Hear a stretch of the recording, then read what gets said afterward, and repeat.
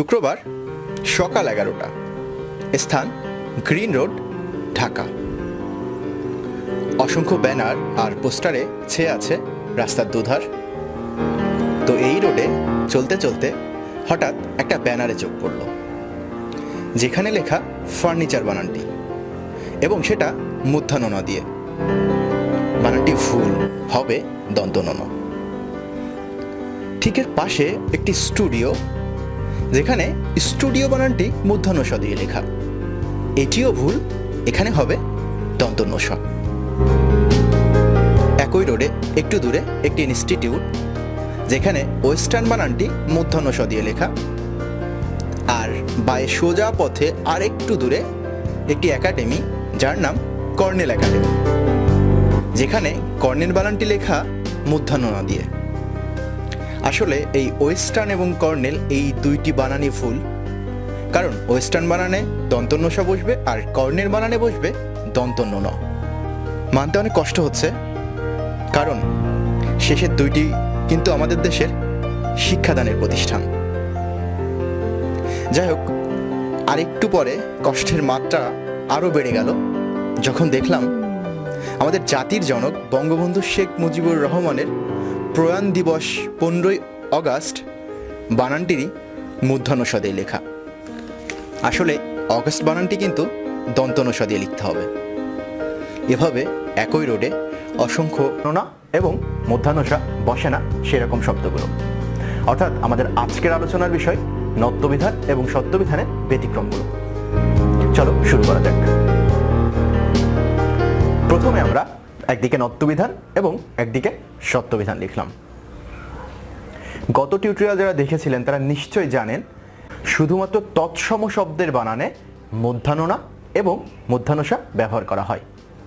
তাহলে আমাদের বাংলা ভাষায় প্রচলিত অন্য যে শব্দগুলো আছে, যেরকম তদ্ভব, দেশি কিংবা বিদেশি শব্দ, কিন্তু কখনোই মূর্ধন্য স বা মূর্ধন্য ন বসবে না।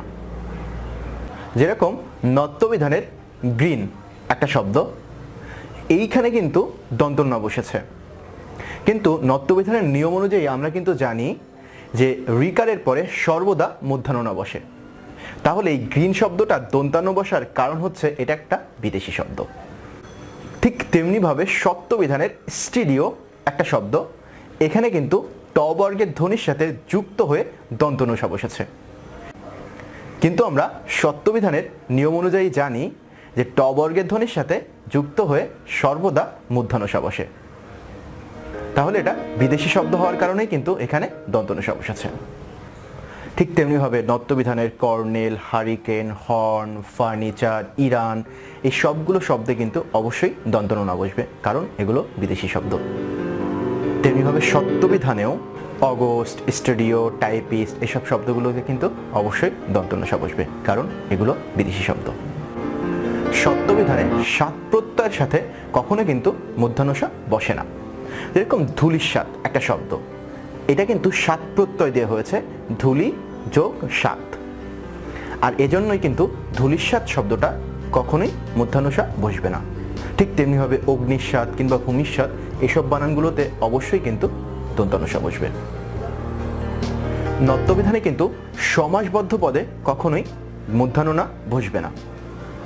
যেরকম দুর্নিবার একটা শব্দ, আমরা কিন্তু নিশ্চয়ই জানি রেফের পরে সর্বদা মূর্ধন্য ন হয়, কিন্তু এটা সমাসবদ্ধ পদ হওয়াতে এটা কিন্তু দন্তন্য ন হয়েছে। আর সমাসবদ্ধ পদ হতে গেলে সেটার অবশ্যই ব্যাসবাক্য থাকতে হবে। অর্থাৎ দুর্নিবারের ব্যাসবাক্য হচ্ছে যা নিবারণ করা কষ্টকর।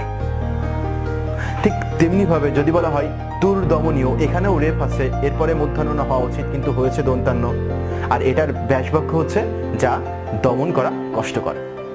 অর্থাৎ যেগুলোর ব্যাসবাক্য আছে সেগুলো সমাসসাধিত শব্দ, আর সমাসসাধিত শব্দে কখনোই মূর্ধন্য ন বসে না। পরীক্ষার কেন্দ্রে কিন্তু আমাদের এই সমাসসাধিত শব্দ চিনতে একটু সমস্যা হতে পারে। এজন্য আমরা বিখ্যাত কিছু বইয়ের উদাহরণ এখন দেখব, যেগুলো মনে রাখতে পারলে পরীক্ষাতে অ্যান্সার করা অনেক বেশি সহজ হয়ে যাবে। ছাত্রীনিবাসের একটি মেয়ে পছন্দ করত ছাত্রনিবাসের শ্রীমান নামের এক ছেলেকে। এর কারণ ছিল শ্রীমান একদিকে যেমন ছিল রূপবান, তেমনি অপরদিকে সে দুর্নীতি, দুর্নাম কিংবা পরনিন্দা করাকে পছন্দ করত না। তো যাই হোক, তারা একদিন ঘুরতে বের হলো। তো ঘুরতে ঘুরতে একটা পর্যায়ে শ্রীমান মেয়েটিকে বলছে, আচ্ছা তুমি কেন আমাকে এত পছন্দ করো? তখন মেয়েটি বলছে, তোমার ত্রিনয়নের কারণে। শ্রীমান বলল, ত্রিনয়ন? সেটা আবার কি? তখন মেয়েটি বলল, ওই যে তুমি দুর্নীতি, দুর্নাম কিংবা পরনিন্দা করাকে পছন্দ করো না, এগুলোই তোমার ত্রিনয়ন। শ্রীমান তো অবাক হয়ে শ্রীমান বলল, তুমি যে কথাগুলো বলছো এগুলো আমি কখনোই প্রনষ্ট হতে দিব না। তোমার এই কথাগুলো অহর্নিশ আমার মনের মধ্যে চিত্রাঙ্কন করে রাখব। অর্থাৎ এই কথাগুলো সে সর্বদা মনের ভেতরে ছবি করে রাখবে, কখনো মুছতে দিবে না। যাই হোক, আমরা সবাই শ্রীমানের মতো হয়ে এই পৃথিবীটাকে আরও সুন্দর করি।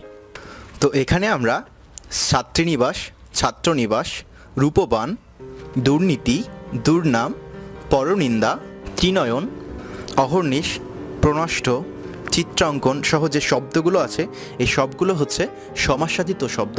এখানে কখনোই মধ্যাহ্ননা বসবে না, সর্বদা দন্তননা বসবে। আজকে শেষ নিয়ম, ত বর্গীয় ধ্বনি যেগুলো আছে অর্থাৎ ত, থ, দ, ধ, দন্তননা, এই ত বর্গীয় ধ্বনির সাথে যদি কোনো ন যুক্ত হয়ে বসে তাহলে সেই ন হবে দন্তননা। যেরকম অন্তর, পন্থা, অন্দর কিংবা বন্ধ, এগুলো দেখো ত, থ, দ, ধ এর সাথে যে ন বসেছে সেই ন অবশ্যই দন্তননা হয়েছে। সত্যবিধানে কিন্তু একই নিয়ম, যে ত বর্গীয় ধ্বনির সাথে যদি কোনো স যুক্ত হয়ে বসে তাহলে সেই স হবে দন্তন স। যেরকম মস্ত, দোস্ত, স্বাস্থ্য কিংবা প্রস্থান, এখানে কিন্তু ত বর্গীয় ধ্বনির সাথে যে স যুক্ত হয়েছে সেই স হয়েছে দন্তন স। আমরা কিন্তু অনেক সময় সম্ভাষণ সূচক শব্দ ব্যবহার করি। এই সম্ভাষণ সূচক শব্দের শেষে যদি একার থাকে তাহলে তারপরে যদি কোনো স বসে তাহলে সেই স হবে মূর্ধন্য স।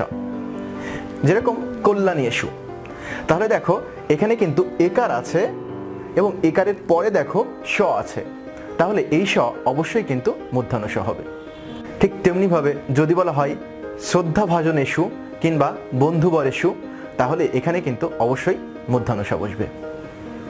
মজার ব্যাপার হচ্ছে এই সম্ভাষণ সূচক শব্দেই যদি শেষে আকার থাকে এবং এরপরে যদি কোনো স বসে তাহলে সেই স হয় কিন্তু দন্তন স। যেরকম কল্যাণী আশু, এখানে দেখো শেষে আকার আছে আর এই আকার থাকার কারণেই কিন্তু এখন এখানে দন্তন স হয়ে গেছে।